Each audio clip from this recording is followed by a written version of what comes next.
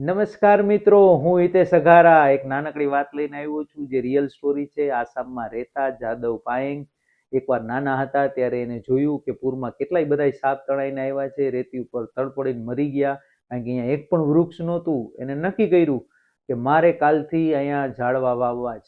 પોતાની રીતે માટી લઈ આવે, પાણી લઈ આવે. પોતે ગરીબ ઘરનો સામાન્ય ઘરનો છોકરો હતો, પણ એને નક્કી કરી લીધું કે મારે અહીંયા જંગલ બનાવવું છે.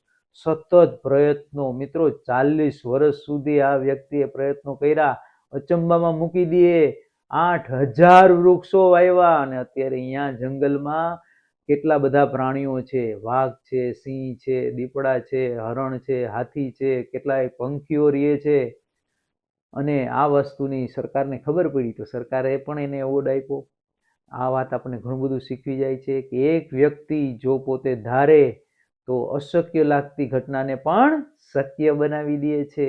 અને પ્રકૃતિને મિત્રો કંઈક આપો ને તો એ પાછું આપને આપે. આનું નામ મોલાય ફોરેસ્ટ તરીકે ઓળખાય છે અને ફોરેસ્ટ મેન ઓફ ઇન્ડિયા તરીકે પણ ઓળખાય છે. Thank you.